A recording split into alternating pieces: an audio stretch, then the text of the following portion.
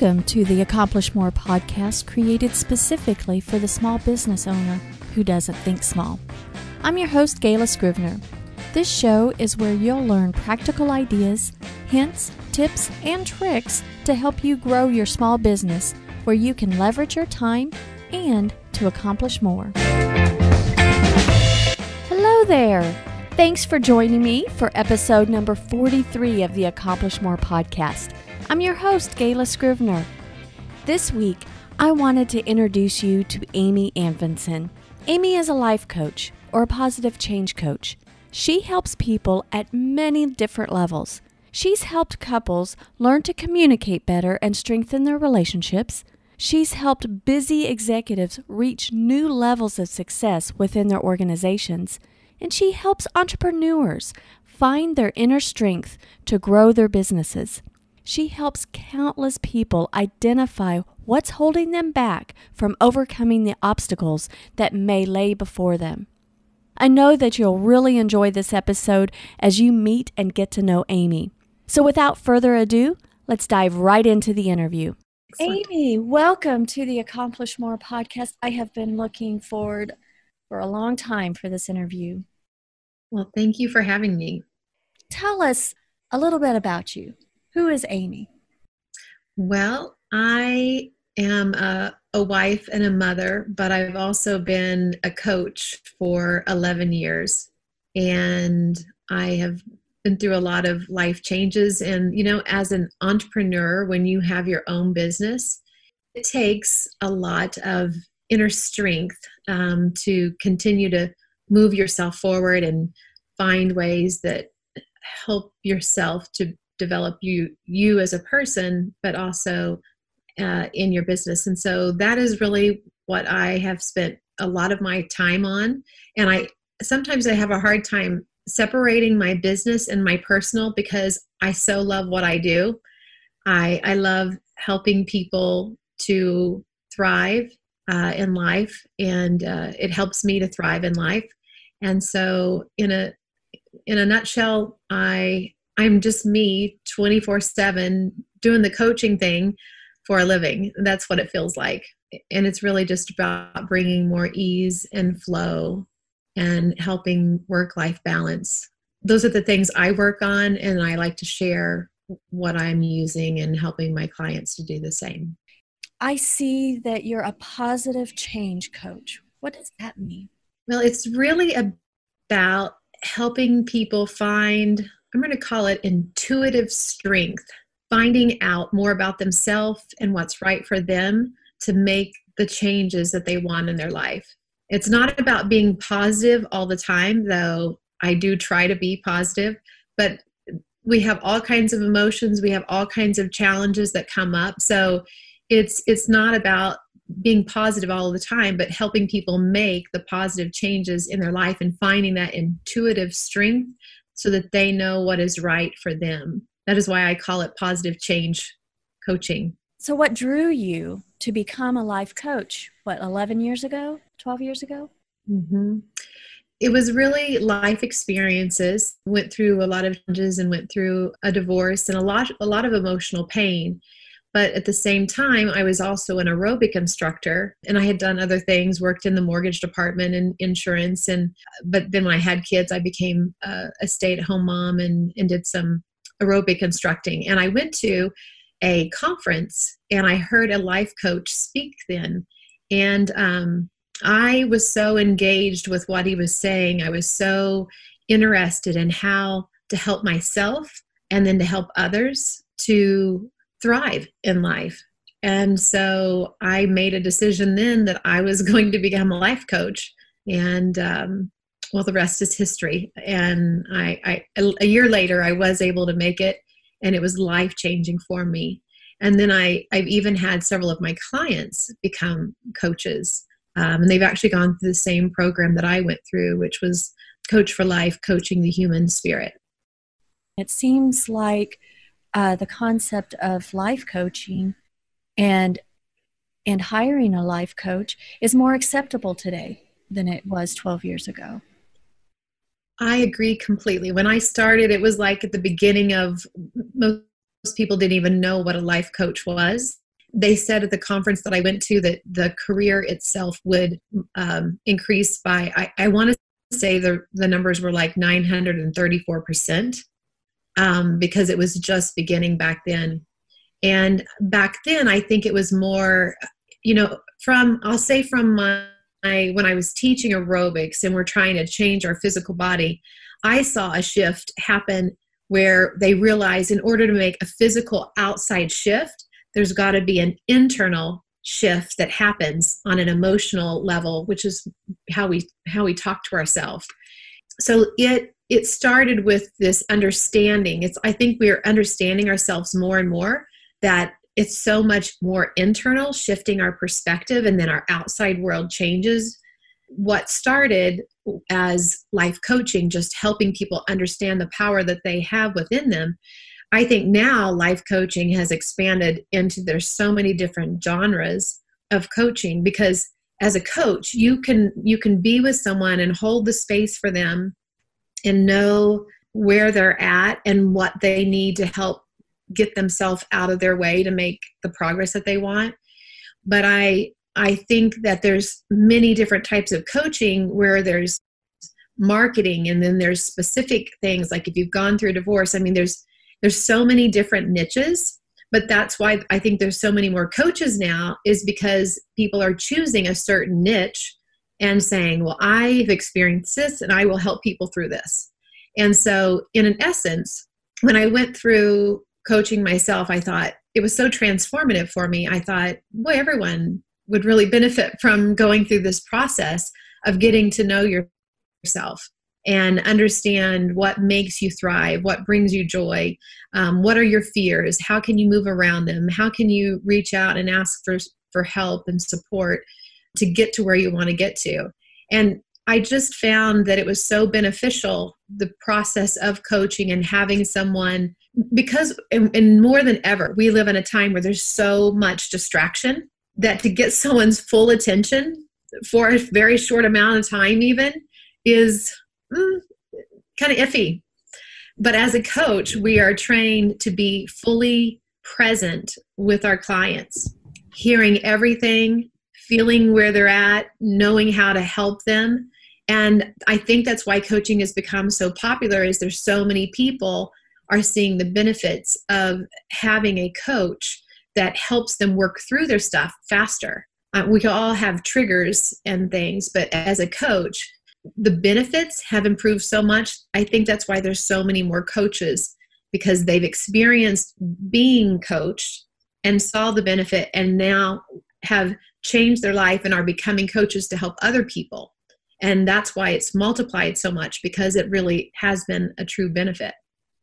Well, you said something interesting, the phrase, get out of their own way. Primarily, I mean, is it that we get in our own way for achieving a goal? Can you speak to that? How do we get in our own way? Great question. We all have this self-talk that goes on inside our head. We all have emotions, which is part of our guidance system, which is one of the things that I teach on. And when we have experiences in our life that didn't turn out the way we wanted, we create stories about it. And then we tell ourselves sometimes, well, I'm not going to do that again because that didn't turn out good. And then as the more years you live, the more experiences you have, the more things that might trigger you, unless you've learned how to work through them. You've learned how to look at it from a different perspective, how you've learned how to release the judgment that you've had towards yourself or another person. Or, I think that two of the biggest fears that we have, I'll just say the biggest fear I think we have in our life is worrying what other people think about us. And then at the same time, whatever we think someone's thinking about us is really our thoughts. Because it really doesn't matter what anyone thinks. What matters is what goes on in this head of ours and what we say to ourselves and how do we feel about ourselves. And so, my husband and I do these exercises of appreciation because, number one, it feels good. When you learn how to appreciate yourself and others in the process of life, like everything just becomes easier. but we do these exercises, and I found that his appreciation of me it just flows so smoothly, and he says all these wonderful things that I've never even thought of about myself. And to be able to open your heart and like let that in feels quite amazing, because it makes you feel really the whole of who you are, because each of us are so worthy and adored and loved unconditionally. And when we pinch ourselves off from that feeling, that's what our emotions are. So my husband can say these wonderful things about me, and I'm like, oh, I hadn't really thought of it from that way, but it helped me let it in. Then we also practice like even appreciating ourselves. What he says about me and his appreciations is so much grander than what I can come up with for myself. And so just letting someone else give you another perspective of yourself, it's so easy to look at someone, and especially, my clients and my friends, I can look at them and I can just see all of their gifts and their talents. And so it's so wonderful to have someone remind you of what you're really good at. And so many times we try to like follow the crowd and do this and do that and follow programs, and they just don't work for us because it doesn't fit our way of thinking. And we have all these different personality types. So it's so important to really understand yourself and know like what works for you, not what program do you need to follow, and what works for you. What is your style? What are your fears? How do you work through that? And how do you the most important thing is, how do you just keep moving forward in life? Life is always changing. And so having that other person to help you get out of your own way, where you're not stopping yourself, because our thoughts that come are ours. And I describe it like this. It's like a radio station. You can have all these different channels that you can tune into. And so we have these thought waves that we pick up on, in a sense.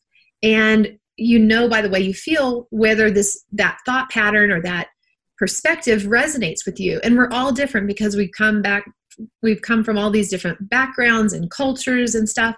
So more than ever, it's important to know yourself and know what's resonating with you. And I think as a coach, and it depends on the style of coach. So I would just say, if you're looking for a coach, make sure it's someone that you really resonate with more than anything. We all have a lot of similar processes and stuff. There's so many tools and processes out there to help us. But finding that right person is more of a personality thing. How emotionally safe do you feel with that person? How much do you feel like they're really going to help you get yourself out of your own way? Because your thoughts are just thoughts you think over and over, which then become beliefs. And so depending on how much airtime you've given those thoughts and beliefs, they either have a lot of momentum, which then takes a little bit of time to disengage. I'm going to say disengage the thought before you can start a new momentum in a new direction. And so getting out of our own way is just about learning how to pay attention to what are we telling ourselves, and how can I call it softening the stories. Because we can go to extremes and tell these awful stories. This was so terrible, and create so much drama in our life. But if we learn to soften our stories, they're not as scary, they're not as painful, and we're able to move through them faster and easier when we learn to soften those stories. Several things, what you just said. One thing about how we hear these stories in our mind. I was just talking about that in the podcast episode that was published last week, and that we're so worried about what other people think. And that's what I expressed in last week's episode, is that I was so worried about what do other people think, and I'm measuring myself to what their definition of success is, but it's not what really is in my heart of what I think success is. I took from what you just said is that we need to recognize when we have these stories in our head and find the right people to surround ourselves to rewrite the stories or soften the stories, as you say. it may take a little bit of challenge or challenging ourselves to rewrite these, because if we want to achieve a goal or achieve that definition of success that we have, then we need to see things that we don't see in ourselves. I love that your husband, the way that you describe of the appreciations, that sounds like you have a coach right there that's in your life. But you also, I know of you, you have an accountability partner. You have people in your life, maybe strategically, maybe by chance, but I think that there's intention to it, that help you rewrite stories going on in your mind. How do you find a life coach or a business coach, anybody? And what should you expect from a relationship?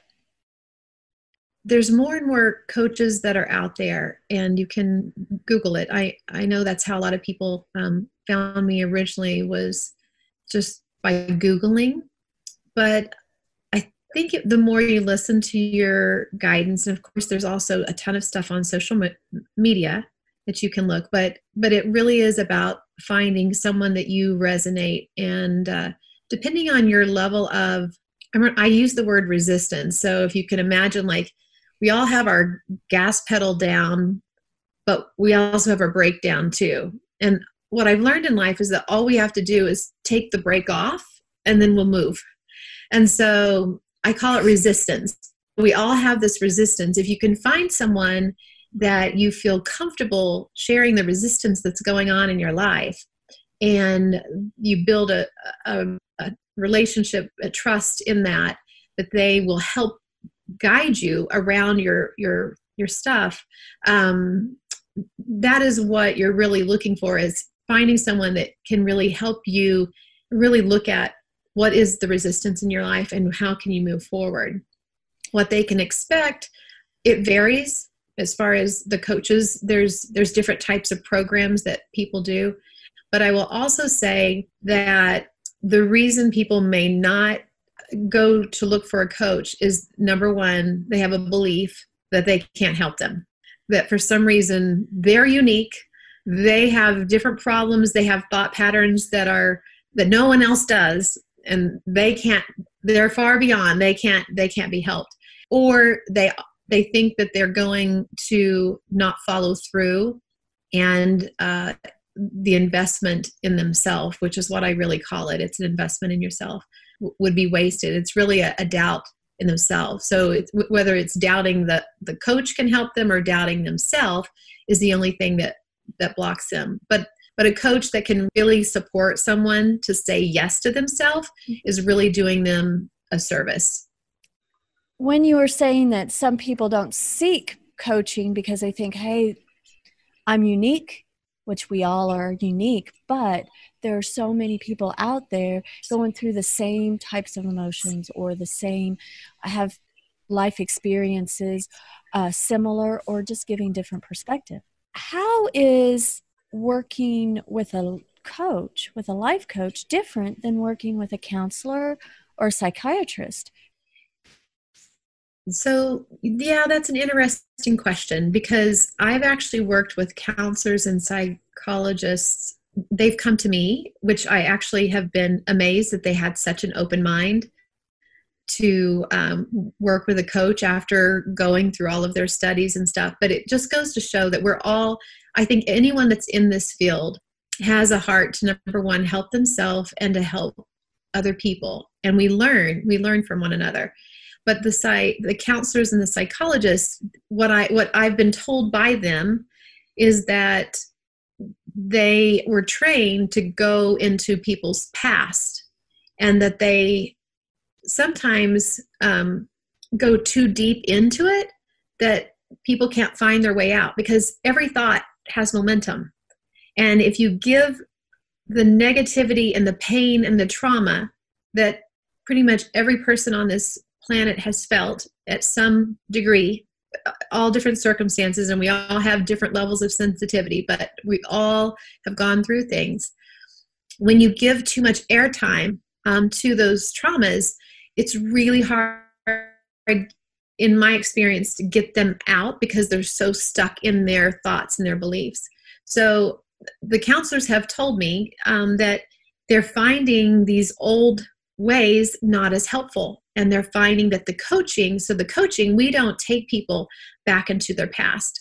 At least I don't. Now, that doesn't mean that people don't share. They share tons with me, but I don't take them there unless they want to go there, like unless they just want to give that information. I'm moving people to a place of what's working, what's going well, what can you like about yourself, what can you like about your life, how can you see this whole situation in a new perspective that gives you the energy and the strength to overcome and be a victor in your own life. And I'm not saying that the counselors and the psychiatrists or psychologists don't do that, but there is more of that work where they dive in and they dissect the situation, where we just, as a coach, we just give the tools to just remind them of who they are.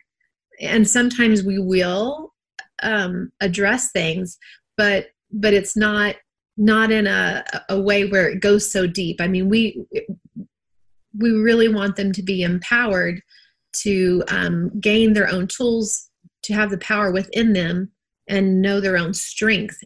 Though I think counselors and psychologists do that too. I mean, I have great friends and colleagues that are, but I'm just hearing that they're kind of second guessing, that they're putting their clients through more trauma than they need to.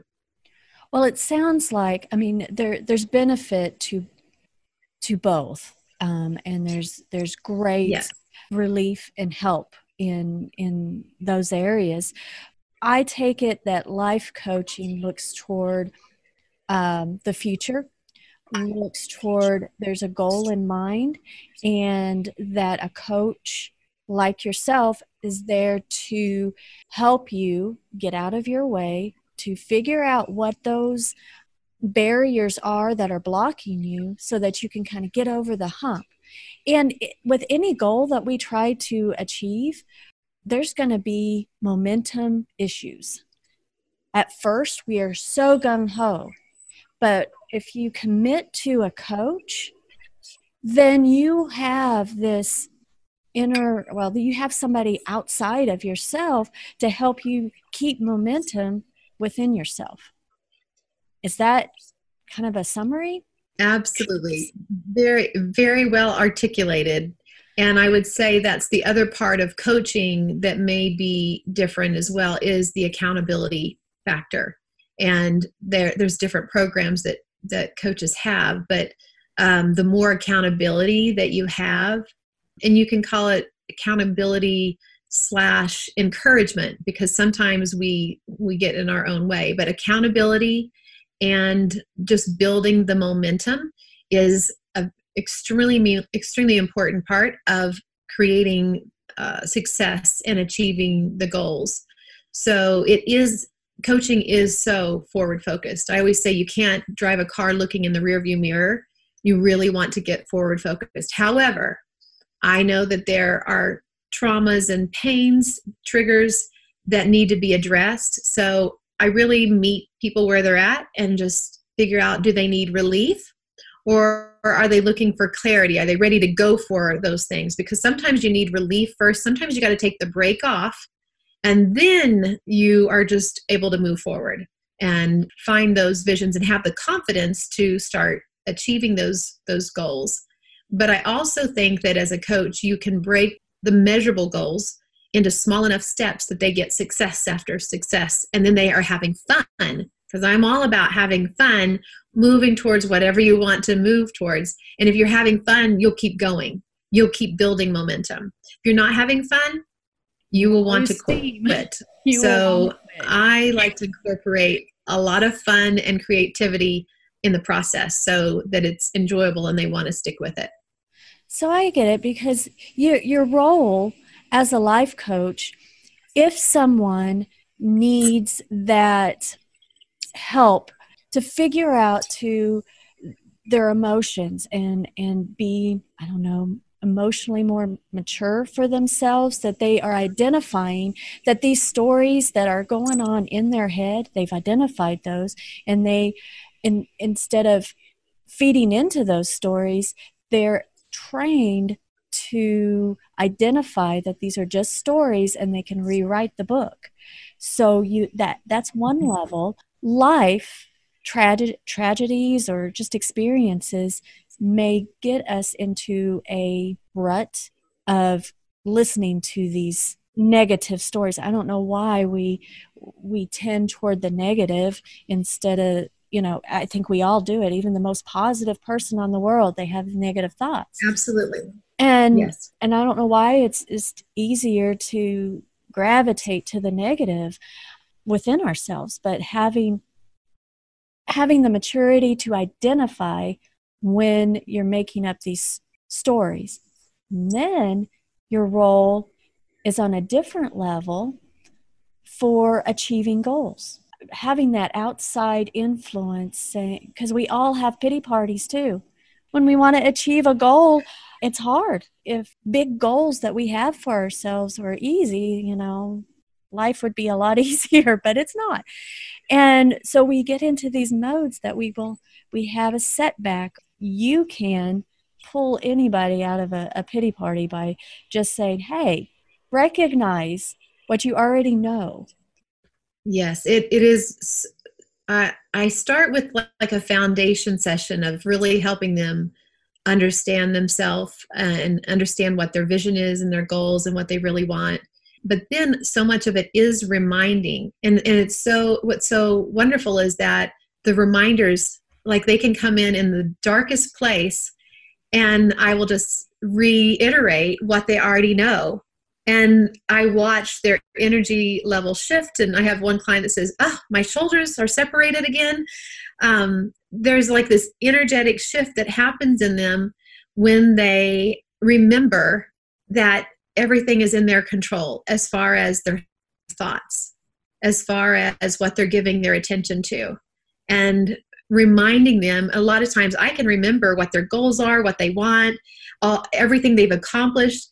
You know how easy it is to accomplish so many things and totally forget how much you accomplished? So it's very easy for me when I hear my clients, I'm always like so tuned in to all of their accomplishments. And so it's easy for me to remind them. Now, when they come in, I'm like, well, now you did this and you did that. And think about where you were and where you're at now. And then all of a sudden their self-judgment and frustration with self just kind of like dissipates. And then I say, so now what's next? There's this sweet spot in life, and it's learning how to be satisfied with where you are, yet eager for more. And so if you can stay between that sweet spot of satisfaction and eagerness, there's this, what I call the flow state. And so we're not in the flow state 24/7, nor is that any type of pressure that you want to put on yourself. But at least if you're pointed in the direction of that flow state, of learning how to release the judgments that you have for yourself and learn how to acknowledge yourself more and feel satisfaction with who you are, the being that you are, no matter what other people are saying and other people's opinions. We all have triggers, but if we can say, I call it staying in your own lane. Think about driving down the road. You would not want everyone just going all over the place. We know how to stay in our own lane. And that's like really what I help people the most, is how to stay in their own lane and do what they're meant to do in the world and to enjoy it. Like we didn't come to this world to suffer, though it feels like there is suffering when we pinch ourselves off from the remembering of who we are. That's when the dark moments of the soul happen. But it's moments. And so everything's just a moment. In our mind, we think, oh, this is going to last forever. But it's really just a moment if we can just move through it. And so I don't tolerate that negative, heavy stuff very well at all. I am so quick to say, who can I ask to help me to get through? I know I've got this block. Who can I ask to remind me? And I am very fortunate that I have a husband who, he's got a heart of gold, and he's just a very loving soul. And so he's taught me so much. And I really think I I've learned a lot through my training, and I've had my own coaches. I mean, I learned from everyone, but I also say I learned so much from him of how to just hold a space for someone so that they can work through their own self-judgments and see themselves with new eyes. So I'd love to say we're always co-creating. Every conversation, I love conversations. I learn from everyone. And even when someone shows up all triggered and negative, I learn from them. And I don't mind anyone's emotional states. I've had clients that were completely frustrated and, said, I don't think you get me. I think your life's so easy. And I'm not bothered. I let them feel every single emotion because they need to. They need to be able to feel and let that out. But learning how to not take anything personal and just hold the space for someone, to me, is one of the greatest gifts that you can give. When I'm in a funk, I do not want someone to come join me in my funk. I want someone to just remind me, hey, you're going to get through this. You're okay. Everything always works out. It's just a moment. I want someone to not join me or feel sorry for me. No one wants anyone to feel sorry for them. What they want is someone to remind them of who they are. And to me, that's what I think coaching is all about. My gosh. Yeah. It just stirred up thoughts and feelings of we all need to have someone we can vent to and just get it off of our chest with no judgment. And a lot of times it's very helpful that you would know who we're talking about, whether it be with employees, with husband, wife, friends. And sometimes when we're in a moment of frustration, we may need just to get things off of our chest, but don't really mean some of the negative thoughts that we're verbalizing. But how do we deal with that? And the worst thing that you can do is go to somebody that's just going to spiral you down further and continue to think very negative thoughts. It's a very true thing that being a business owner seems to be a very lonely job. Even if we surround ourselves, we have a team, we have friends and family that support us, but being an entrepreneur seems to be lonely. So I think it's even more important for us to reach out and actively always be looking for individuals like you to be placed in our lives so that we can see things within ourselves and have a positive growth. Yes, I agree completely. And when I started doing this work, I have actually worked with most of my friends. They've come to me and we've done this work. And so everyone that I have surrounded myself with really knows a lot about this work. And so I really have a plethora of people that hold that space for me when I get in a funk or when I go through challenging times. They're very good at that. And I think having a coach that can do that for you really just helps you move through things so much faster. I also think that having even like mastermind, so a small group, not these huge ones, but these small ones that really know how to hold, in the coaching term, it's called holding the space. In other words, I use this description, like no matter what your religious beliefs are, I'm going to just say we have this inner being, this guidance that's within us, every one of us.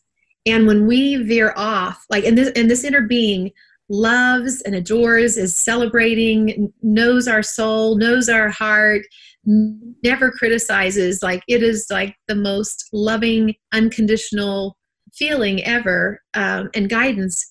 But when we think thoughts that veer off from the way that our inner being sees things, that is the emotional state that we feel. Our inner being will never come join us in our lack. And that's what a good coach does, is they don't come and join you in your lack and, oh, I understand, I felt that, because that's kind of what friends do. And I'm not saying that that's wrong. Sometimes that is what the soul needs, is just someone to come feel where you're at. But that's not what coaching is. Coaching is more about guiding you back to your inner strength, your inner knowing, the inner love. And it takes a focused mind to hold the presence, hold the space, and not go join and then even tap into your own stories. Oh yeah, I felt that too. I did that. Then you're joining them. You really want to, as a coach, you hold the space for someone to find their way back to their vision of what excites them, of what makes them come alive, and get them back into their power. I bet you sometimes you really have to tell people how it is and not what they want to hear. Yes. And I don't normally do that on the first visit because there is this trust thing. You really want to build a trust, but if they feel in their heart that you have their best interest, that you want them to step back into their power and be their best version, they can hear it. So when you do speak it, because every single time we all have our stories, and when we make it about anybody else other than ourselves, it's disempowering ourselves. Mm-hmm. So it's so easy to think of the injustices and the unfairness and to be offended and then become defensive, but we're not in our power then. So to remind someone of that and to let them know, I do think I have a very gentle way mm-hmm. of being able to say things versus like just straight head on, though sometimes sometimes that's the only, like it so varies depending on who I'm working with and what they're able to hear. But I have a gentle way of bringing them back without really pointing out what they're doing wrong. Well, and I think an effective coach is not a yes man or a yes woman that always agrees. I think it's important for an effective coach to identify things that may be not what we want to hear so that we can grow. Well, yeah. Amy, I'm so glad that you were here with us today, and I have learned so much. I always enjoy our conversations. And how do people get in contact with you? What's the best way? The best way to reach me is just to go to my website, which is amyanfinson.com. And I'll spell that for you because no one can get Anfinson right. Usually it's ANFINSON. So there's 3 N's in that name. Do you have any farewell words or anything like that? Well, I always love to remind people to just be gentle and kind with themselves. It sounds like such a simple term, but to have, we're so good at providing kindness for other people, but to give that kindness back to ourselves. And to also know that you can be and do and have anything that you desire, that you're worthy of all your dreams. And there's when we get ourselves into this higher energetic state, we have access to ideas and inspirations. And when we act on them, that is when we start watching manifestations happen. And so I'm so much about helping people just get into a higher energy level place. Then I call ideas currency. Your ideas start coming, and if you follow them, it is just amazing some of the manifestations and the dreams that can come through by listening to that inner guidance. Awesome. Thank you, Amy. Thank you. There you have it. Isn't Amy great? Like she said, you can hop over to her website of amyanfinson.com, and I'll have a link in the show notes for you. Life coach is a broad term that encompasses many different niches, depending on what your obstacle that you need to overcome is. If Amy's message resonates with you, and in your gut, you know you should hire a life coach because you're ready for a change and growth in your life and business, then I encourage you to take action. And while you're on Amy's website, go to her contact page and drop her a note. We all have obstacles to overcome. Most of those obstacles are self-inflicted, meaning we listen to those voices in our heads that plant the seed of doubt. One of my favorite sayings is that you can't see the label when you're in the bottle. Having that outside perspective helps you see things or remember to see things that you didn't realize or have forgotten.